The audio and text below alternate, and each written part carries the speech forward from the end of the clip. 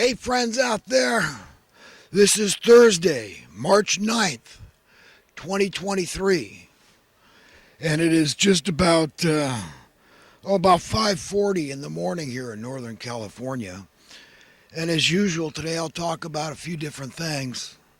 I hope everybody's doing as well as they can in a crazy ass world run by maniacal, money loving madmen bent on misery for the masses. They're haters.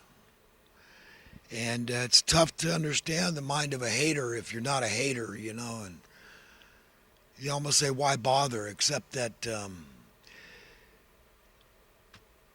righteous, those that aren't evil, let's say, must get a step ahead of the evil men. But the evil men think they're smarter than other people. They think that's why they rule over the righteous and the meek, because they're willing to step out and to do things that the righteous and meek aren't willing to do. And that's kind of frightening. It really is, because it limits the righteous and the meek. It kind of ties their hands, so to speak. If they're not willing to stoop to the levels that evil men are to get their way. Violence is one of the main ways that evil men get their way, is through violence.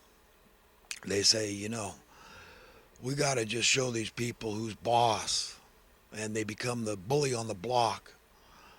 And unfortunately, America, my beloved nation, has played that role in the past. So we really don't have any standing. We don't have any clout when it comes to telling another nation about human rights violations and,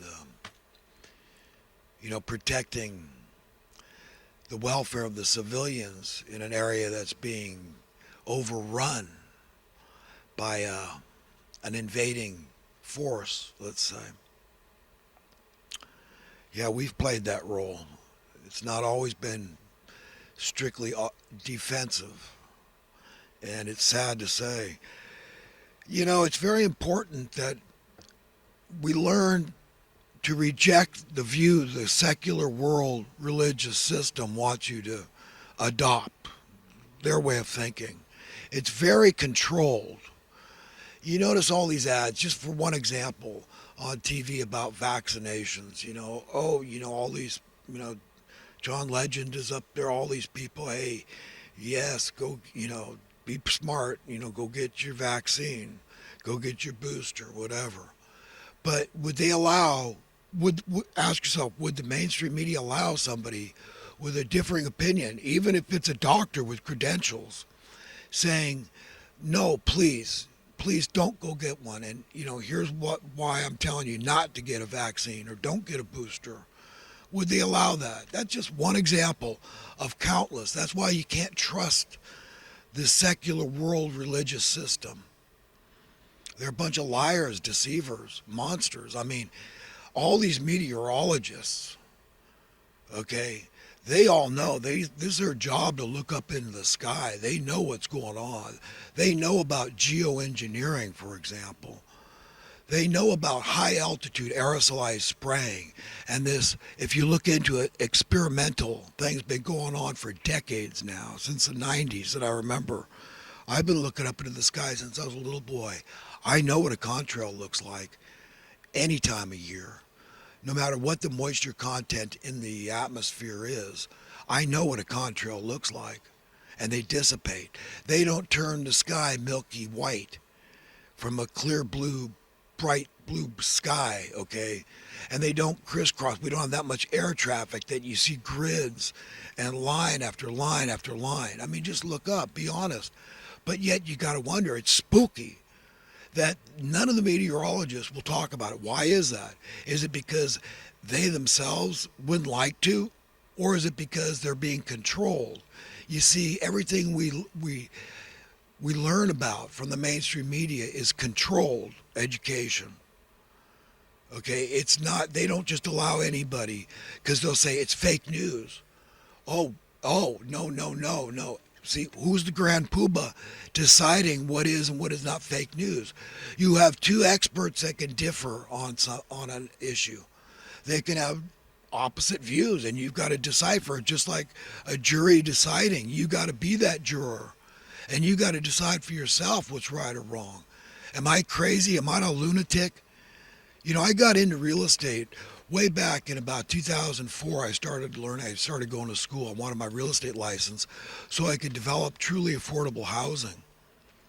You know, to where it was once again. I was going to make America great again. Okay, when you could buy a house on a minimum wage income. That was my idea, you know, very lofty indeed. And then I found out, I got into it, and I realized how political it was. And by political, it has nothing to do with political parties, affiliations. It wasn't a Democrat Republican thing. It was political. They're all in on it. They're colluding. Do you understand? They don't want affordable housing anymore. They want that to be a thing of the past. Okay, they need control. They want to know that there's X amount of people that will never be able to afford to buy a home, and they're going to be stuck renting. And so they're going to fall through the cracks if we don't have sufficient money pumped into the welfare system, in this case Section 8 housing, which we've been pumping $50 billion into for God knows how long, and it's only made the problem worse. Do you see why I'm frustrated? Am I crazy? Or am I saying, hey, there are some people that like the status quo. They don't want to rock the boat. They don't want to change course. They like the trajectory, this wealth imbalance. They're okay. They're looking at their numbers and they're saying, I'm okay, Jack. You got your problem. You're on your own. I'm just going with the flow, man. And the flow is looking good for me because of, what job I'm doing. I must be worth it. You get what you pay for. So all these people making all this dough, getting rich out there, they think that, their egotistical minds, their sick and twisted, worldly, molded, secular religious system minds are so contorted that they don't know right from wrong anymore. I mean, it's immoral to be in that state, and yet there's people everywhere in your local communities like that. And they're influencing us. Even the local news is full of this kind of crap I'm talking about. I mean, it's just unnerving to me. It really is that we can't get the truth on a broad scale basis about economic matters, about political matters, about the fact that there's collusion, that they're steering the ship, and that it's not healthy, it's not good where we're going. The insecurity.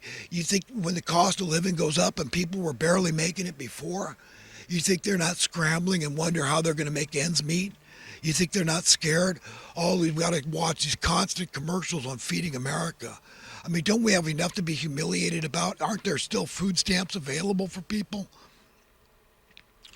For God's sakes, where's the housing stamps? They keep on saying, oh, we're going to be nice. We're going to set up a little campsite here and give you a porta potty. And, you're lucky you get that. A few crumbs. I mean, you might be able to survive if you're lucky out here.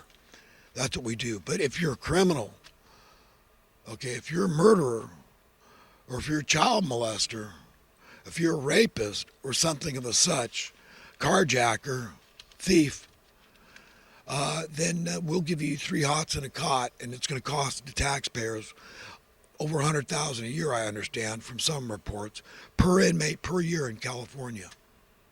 But if you're not willing to be a criminal, this is what you get. Even though they know they keep making things harder and harder and harder, people are fearful. It's a fear-driven society.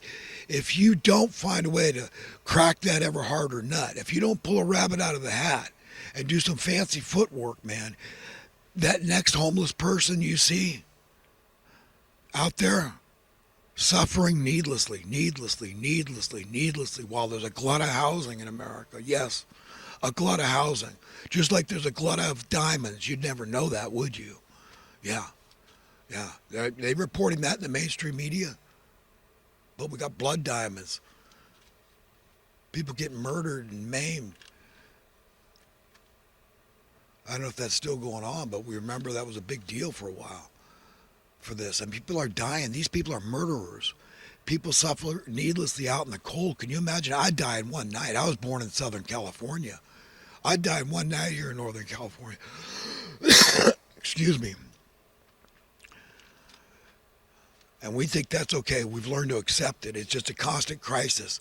They're making money on the local mainstream media because they use that time to report this issue because everybody's, what are they doing about it? Oh, it's a crisis. Oh, we're gonna do something.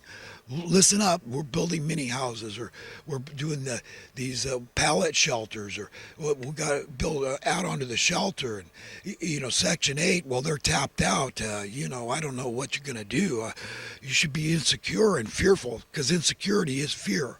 Financial insecurity is a very real, tangible form of fear. People are living in desperate fear. Do you understand? Of desperate poverty, of homelessness, living in and out of a shelter. What good is it then to try to hold down a job? You're going to try to hold down a job out of the bushes? When was the last time you tried to hold down a job out of the bushes? Ask that to somebody. If I'm talking to my friends out there, if you're a friend of mine, you're a friend of God first. And then automatically, by extension, we become friends to each other. But we got to show up by sharing the mind with God, not this secular world system. Because the way God sees it is entirely different. 180 degrees different. It's God's planet, right? We all agree. So that means all the resources belong to God. We're God's equally beloved children, right? We would all agree. I mean, God can't play favorites. Any parent that did that, the children wouldn't respect. Even the child that's being favored wouldn't respect them. So we know God's as good, at least, as the best parent. So what would you do if you're God? You see, there's no need for money if it's established from birth that we're all unfathomably wealthy.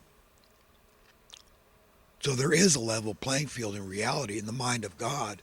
But it's evil men that have hijacked humanity, hijacked civilization, society, our communities. And this is how they've done it, with the money as a tool, as a weapon against the masses. And they flourish. I mean, it's the same old story thousands of years ago. The slaver class, they don't give a crap about the countless minions, the unwashed masses, the commoners, the plebs. They don't give a crap, right? Over and over. It's the same thing today. You think it's any different? They really don't care. They got to make people scared. They got to keep you fearful because they know they've made it so difficult with the exorbitant cost of housing alone. And then we see the food going up. We go, oh my God, and energy. When's it going to stop? Oh my God, it's never if they get their way. Do you understand? There'll just be more and more people dying if we keep tolerating it, allowing it. We're all culpable by not speaking up vociferously enough, passionately enough, and demanding justice.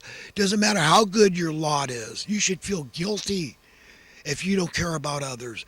God wants you and needs you to care about others if you really profess to be God's friend and a friend of humanity, assuming that other men and women suffering needlessly out in the cold